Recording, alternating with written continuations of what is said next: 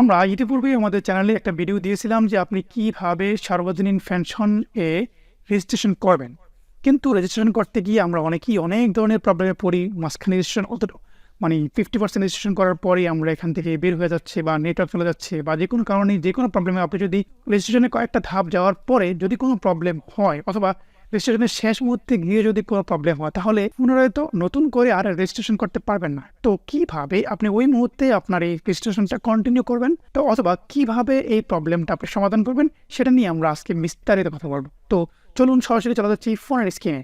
ভিডিওটি শুরু করার আগে আপনি যদি আমার চ্যানেলে নতুন হয়ে থাকেন তাহলে প্লিজ সাবস্ক্রাইব করে নেবেন, আর যদি অলরেডি সাবস্ক্রাইব করে থাকেন ধন্যবাদ। তো আমরা প্রথমেই চলে যাব যে কোনো একটা ব্রাউজারে, সেখানে গিয়ে ইউ পেনশন লিখে চার্জ করব। তো চার্জ করার পরে আমাদেরকে আগের মতোই এই ওয়েবসাইটটা দেখাবে।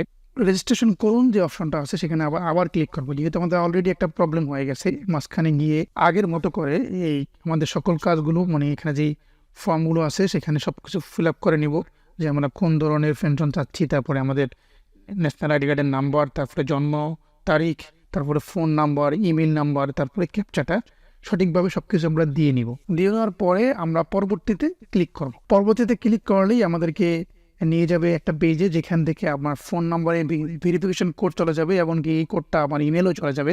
যে ইমেলটা আমি দিয়েছিলাম সেই ইমেলও চলে যাবে, সেখান থেকে কোডটা আমরা এখানে দিয়ে দিব। তো কোডটা দেওয়ার পরে আমরা পরবর্তী পেজে ক্লিক করব। ক্লিক করলেই আমাদেরকে এই পেজটা দেখাবে। তো আমাদেরকে এই পেজটা দেখালে আমরা সেখানে আবার যেহেতু পেমেন্ট করুন অপশনটা এখানে দেখাচ্ছে, যেহেতু আমরা পেমেন্ট করুনে গিয়ে সমস্যায় পড়েছিলাম, তো পেমেন্ট করুনে আমরা ক্লিক করব। ক্লিক করলে আমাদেরকে আগের মতো এখানে সব কিছু দেখাবে সঠিকভাবে। তো দেখানোর পরে আমরা এখানে বিকাশটা সিলেক্ট করে নিব, তারপরে কনফার্ম দিব।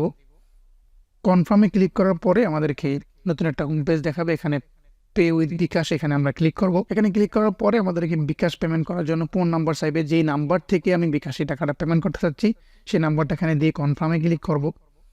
তো কনফার্মে ক্লিক করার পরে আমাদেরকে একটা ভেরিফিকেশন কোড চলে যাবে ওই নাম্বারে, সেই কোডটা আমাদের এখানে দিতে হবে। তো আমরা এখানে কোডটা দিয়ে দিব। তো কোডটা দিয়ে দেওয়ার পরে আমরা আবার কনফার্মে ক্লিক করব। ক্লিক করার পরে এখানে আমাদেরকে পাসওয়ার্ড চাইবে, তো আমরা পাসওয়ার্ডটা দিয়ে দিব। পাসওয়ার্ডটা দিয়ে দেওয়ার পরে আমাদেরকে এই পেজে নিয়ে যাবে। ক্লিক করার পরে আমাদের যেহেতু এই পেজে নিয়ে আসলো, এখানে আমরা দেখতে পাচ্ছি ইউজার তৈরি করুন লেখা আছে। তো ইউজার আইডিটা দেওয়া আছে, আমরা এখান থেকে আমাদের মনের মতো করে একটা পাসওয়ার্ড দিয়ে দিব, যে পাসওয়ার্ডটা আমাদেরকে মনে রাখতে হবে পরবর্তীতে লগ ইন করার জন্য। তো পাসওয়ার্ডটা প্রথমে উপরে দিব, তারপরে সেম পাসওয়ার্ডটা আবার নিচে দিব। পাসওয়ার্ডটা অবশ্যই হতে হবে 6 অক্ষরের, কমপক্ষে 8 অক্ষর হলে ভালো হয়, এবং একটা ক্যাপিটাল লেটার, স্মল লেটার, তারপরে নাম্বার এবং 20 ক্যারেক্টার। তারপর আমরা ইউজার তৈরিকরণে আমরা ক্লিক করব। ক্লিক করার পর আমাদেরকে এই পেজটা দেখাবে। তো এই পেজটা দেখালে আমরা এখানে ওকে ক্লিক করব। ক্লিক করার পর আমাদেরকে দেখাচ্ছে যে আমরা এই ইউজার আইডিটা এবং পাসওয়ার্ডটা সেভ করবো কিনা। তো আমরা সেভে ক্লিক করে সেভ করে রাখবো। এটা আমরা ব্রাউজারে সেভ করে রাখবো, এমনকি আমরা এটাকে মনে রাখতে হবে কোনো একটা খাতায় লিখে রাখতে হবে। তারপরে আমরা আবার নতুন করে এখানে লগ ইন করব। লগ ইন করে আমরা আমাদের দেখবো যে আমাদের পেমেন্টটা ঠিক হয়েছে কিনা। এখান থেকে আমাদের পেমেন্ট স্লিপটা ডাউনলোড করে রাখতে হবে। তো সেজন্য আমরা আবার লগ ইন করলাম। লগ ইন করার জন্য ইউজার আইডি দিলাম, পাসওয়ার্ড দিলাম, তারপর নিজে যে ক্যাপচাটা আছে সেটা সঠিকভাবে দিয়ে তারপরে ক্লিক করলে আমাদের এটা লগ ইন হয়ে যাবে। লগ ইন হয়ে যাওয়ার পরে আমাদেরকে এই পেজটা দেখাবে। তো এই পেজটা দেখালে আমরা এখান থেকে নিচে যে এখানে লেখা আছে চাঁদা পরিশোধের বিবরণ, এখানে আমরা ক্লিক করব। তো ক্লিক করার পরে আমাদেরকে এই পেজটা দেখাবে। তো এখান থেকে আমরা পাশে যে ডাউনলোড চিহ্নটা লেখা আছে সেখানে ক্লিক করলে আমাদের সেই রসিদটা যেটা চাঁদা দিয়ে দিচ্ছিলাম সেই রসিদটা ডাউনলোড হয়ে যাবে।